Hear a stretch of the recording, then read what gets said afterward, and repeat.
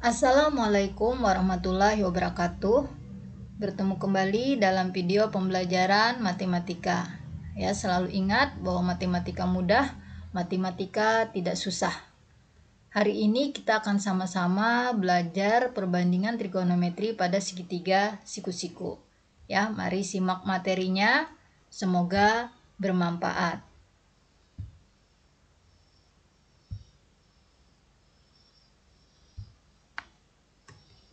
Ya, sebelum kita mulai ke materi perbandingan trigonometri pada segitiga siku-siku, kita ingat kembali rumus teorema Pythagoras ya. Ingat kalau kita mendengar rumus teorema Pythagoras, tentunya kita akan ingat dengan segitiga siku-siku ya. Ini ada sebuah segitiga siku-siku ya.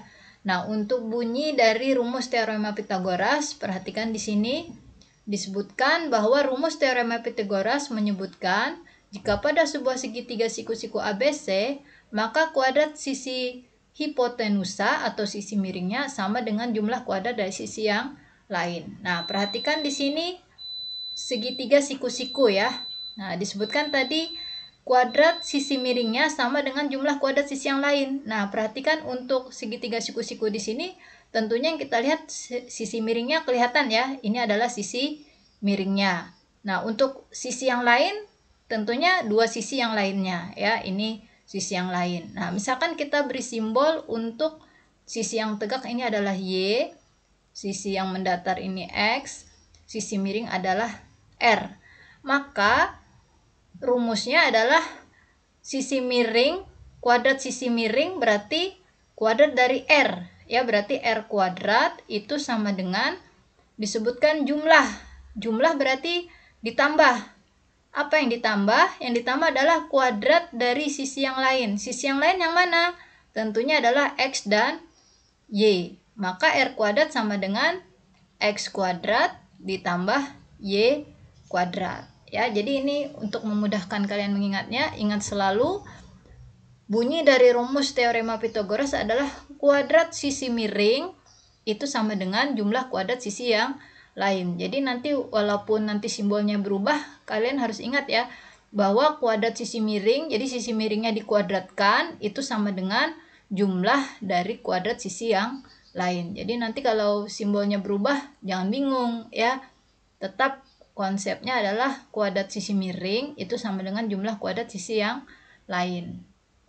Nah, dari rumus ini kita bisa putar-putar ya untuk menentukan X kuadrat. Misalkan yang ditanya adalah X-nya, berarti X kuadrat itu sama dengan, nah karena ini tadi ditambah ya, R kuadrat sama dengan X kuadrat tambah Y kuadrat, maka kebalikannya untuk mencari X kuadrat tentunya adalah R kuadrat dikurang Y kuadrat. Demikian juga untuk mencari Y kuadrat, berarti R kuadrat dikurang X kuadrat.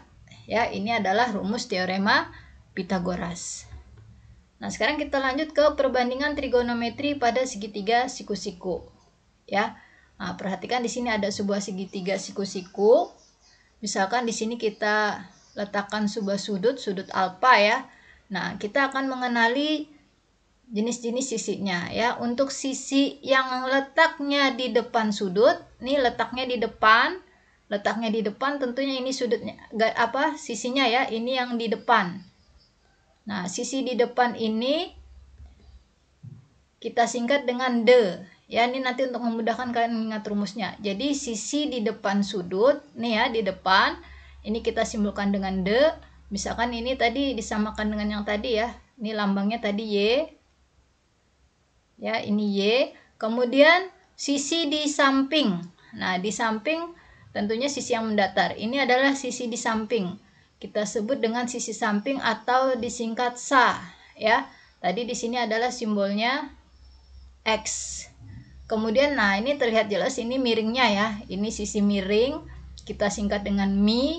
Ini tadi simbolnya adalah R. Nah, dari segitiga ini akan memudahkan kalian untuk mengingat rumus perbandingan trigonometri pada segitiga siku-siku. Ya, kita mulai dari cos. Jadi cos itu singkatannya cosami. Ya.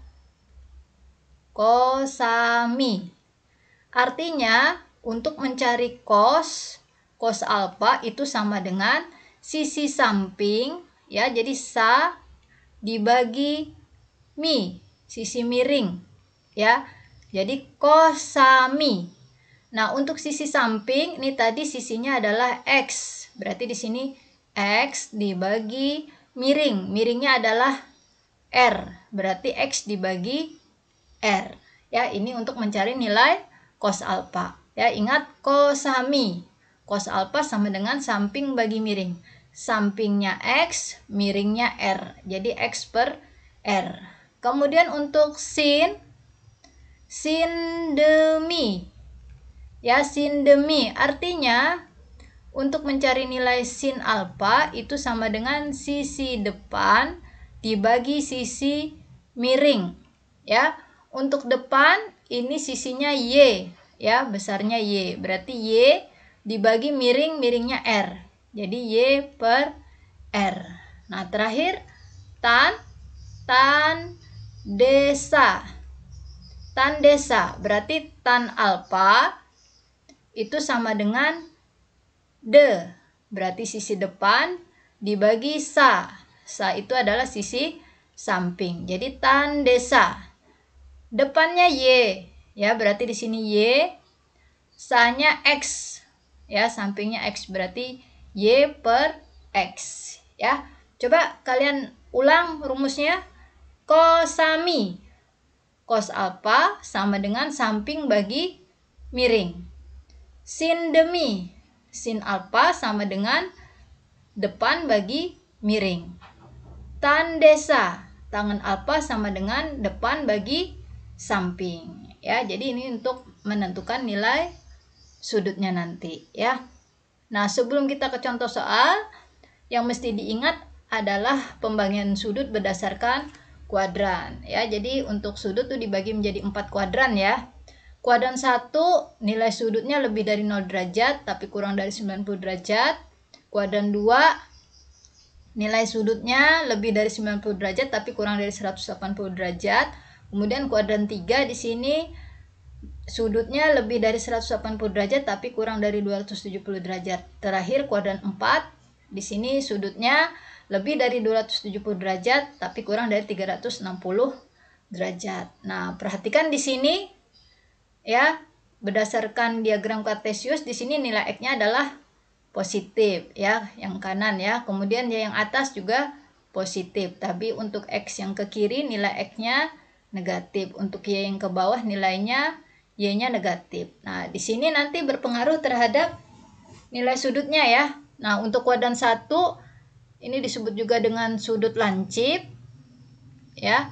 Nah, untuk sudut lancip di kuadran 1 karena X-nya positif, Y-nya positif, maka semua nilai sudutnya bernilai positif, baik cos, ya, sin, tangen, ya, semuanya positif, ya.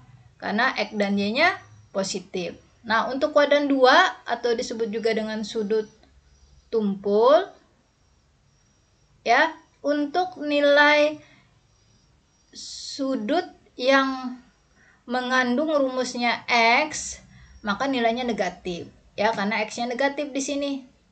Ya, contohnya cos. Cos tadi kan rumusnya X per R, ada X-nya, maka nilai cos-nya negatif, ya, nilai cos-nya negatif. Demikian juga tan.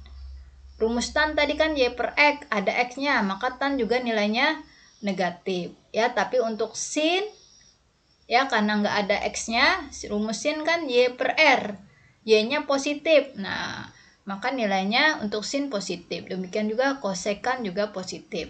Nah, untuk kuadran 4, mohon maaf, untuk kuadran 3, karena X-nya negatif, Y-nya negatif, maka yang positif hanya nilai tan dan kotan. Ya, karena rumus tan itu Y per X, kotan X per Y. Ya, negatif bagi negatif nilainya positif. Nah, terakhir untuk kuadran 4, yang mengandung Y itu nilainya nanti negatif. Seperti sin, tangen, untuk kuadran 4 nilainya negatif. Tapi cos nilainya positif. Ya, mudah-mudahan bisa dipahami. Ya, sekarang kita perhatikan untuk contoh soalnya, ya. Nah, di sini Ibu akan memberikan 3 buah soal di mana nanti angkanya sama tapi untuk nilai sudutnya berbeda ya, supaya kalian nanti mudah dalam menggunakan atau menerapkan rumusnya. Nah, sebelumnya kita ingat kembali untuk dalil Pitagoras maupun perbandingan trigonometri pada segitiga siku-siku ya. Tadi diberikan segitiga siku-siku ya. Nah, seperti ini. Di sini ada sudutnya alfa ya, masih ingat? Sisi di depan sudut ini kita lambangkan dengan D ya. Ini D yang depan. Lambangnya tadi Y ya. Di sini Y, lambangnya Y. Kemudian untuk yang samping, yang mendatar ini adalah sa, lambangnya tadi X. Kemudian untuk yang miring ini adalah mi, variabelnya atau simbolnya adalah R ya. Kemudian masih ingat tadi untuk Pitagoras, kuadrat sisi miringnya adalah R, berarti R kuadrat itu sama dengan jumlah kuadrat sisi yang lain. Sisi yang lain ada X, berarti X kuadrat ditambah sisi yang lainnya lagi Y, berarti R kuadrat sama dengan X kuadrat tambah Y kuadrat ya. Nah, sekarang kita masuk ke soalnya tadi.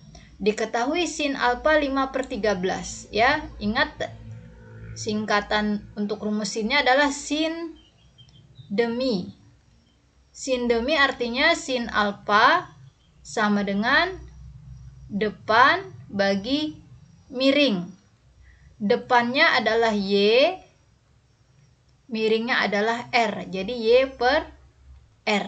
Nah, di sini diketahui sin alfanya 5/13. Berarti sin alfa sama dengan 5/13. Ini sama dengan Y per R. Nah, perhatikan letaknya. Untuk yang bagian atas ini Y. Ya. Jadi Y-nya sama dengan 5. Yang bawah R. Berarti R-nya sama dengan 13. Ya, di sini kita diminta menentukan nilai cos dan tan. Nah, ingat kalau rumus cos dan tan itu ada X-nya ya, ada nilai X-nya. Maka kita akan mencari nilai X-nya dulu. Karena di sini kan yang diketahui hanya Y dan R. X-nya belum diketahui. Nah, masih ingat tadi hubungannya kalau R kuadrat sama dengan X kuadrat plus Y kuadrat, maka X kuadratnya itu sama dengan R kuadrat dikurang Y kuadrat.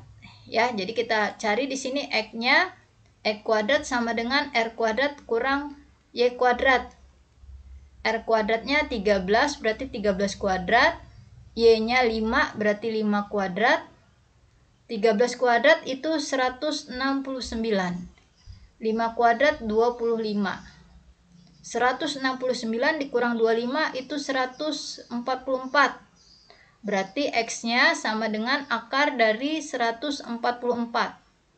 Nilai X-nya berarti akar 144 itu adalah 12. Nah, dari sini sudah kita peroleh nilai Y-nya 5, R-nya 13, dan X-nya 12. Nah, di sini kita tinggal menentukan cos alfa. Ingat rumus cos? Cosami. Ya. Jadi untuk nilai cos alfa sama dengan mi, samping bagi miring. Sampingnya X ya, sampingnya X, jadi X, miringnya R, X per R. X-nya tadi kita peroleh 12, jadi di sini 12, R-nya 13, jadi 12 per 13. Kemudian untuk tan desa, jadi untuk tan alfa itu sama dengan D depan bagi samping. Depannya Y, sampingnya X. Jadi Y per X. Y-nya 5, berarti 5. X-nya 12. Jadi 5 per 12. Ya, jadi untuk soal nomor 1, nilai cos-nya adalah 12 per 13. Untuk nilai tan-nya adalah 5 per 12. Ya. Nah, sekarang contoh kedua. Ya. Kalau tadi yang diketahui sin, sekarang yang diketahui adalah cos. Ya, ingat masih sama ya. Kalau cos, cosami. Berarti cos alfa sama dengan samping bagi miring. samping tadi adalah X, miring adalah R. Jadi untuk nilai di sini cos alfanya 12/13 nih ya, di soal ini 12/13. Maka nilai X-nya sama dengan 12, nilai R-nya sama dengan 13. Nah, karena kita diminta mencari nilai sin dan tan, maka kita harus menghitung dulu nilai Y-nya. Ya, ingat dalil Pitagoras, ya, R kuadrat sama dengan E kuadrat tambah Y kuadrat. Berarti untuk Y kuadratnya sama dengan R kuadrat dikurang X kuadrat. Ya, kita masukkan R-nya 13 kuadrat, X-nya 12 kuadrat. Berarti 13 kuadrat 169, 12 kuadrat 144. 169 dikurang 144, 25. Ya, jadi Y kuadratnya 25. Berarti Y-nya akar dari 25. Akar dari 25 adalah 5. Ya. Nah, tinggal kita tentukan nilai sin dan tan-nya. Sin demi, ya, sin demi berarti sin alfa sama dengan, ya, ini tadi cos, ini sekarang sin demi sin alfa sama dengan depan bagi miring. Depannya Y, miringnya R. Y-nya kita peroleh nih tadi Y-nya 5. Ya, jadi 5, R-nya 13. Jadi 5/13. Kemudian untuk tan desa, ya, jadi tan alfa sama dengan depan bagi samping. Depan itu adalah Y, samping adalah X. Tinggal kita masukkan Y-nya 5, X-nya 12. Jadi 5/12, ya. Nah, kemudian nih soal terakhir, jika yang diketahui adalah tan. Ya, ingat kalau tan rumusnya tan desa. Berarti tan alfa sama dengan sisi depan bagi sisi samping. Depan itu Y, samping adalah X. Nilainya di sini diketahui 5/12. Berarti 5/12. Dari sini kita peroleh untuk Y-nya yang di atas adalah 5, untuk X-nya posisinya di bawah adalah 12. Ya, yang belum diketahui di sini adalah R. Nah, untuk mencari R-nya, R kuadrat sama dengan X kuadrat tambah Y kuadrat. Nah, tinggal dimasukkan, X kuadratnya 12. Kemudian Y-nya 5. 12 kuadrat 144, 5 kuadrat 25. 144 tambah 25 169. Ya, itu R kuadrat. Berarti R-nya akar dari 169. Akar dari 169 adalah 13, ya. Sehingga kita peroleh untuk nilai sin dan cosnya, ya, untuk nilai sin dan cosnya, jadi sin demi sin alfa itu sama dengan depan bagi miring. Depan itu Y, miring itu R. Depannya Y-nya 5. Ya, jadi 5, miringnya 13. Jadi 5/13. Kemudian untuk cos sami, cos alfa sama dengan samping bagi miring. Sampingnya X, miringnya R. X per R. X-nya 12. Nih ya, X-nya 12. Miringnya 13. R-nya 13. Jadi 12/13. Ya. Nah, demikian pembahasan hari ini. Semoga bermanfaat. Jangan lupa untuk mencoba soal-soal latihan ya. Mohon maaf kalau ada salah dan hilaf. Ibu akhiri, assalamualaikum warahmatullahi wabarakatuh.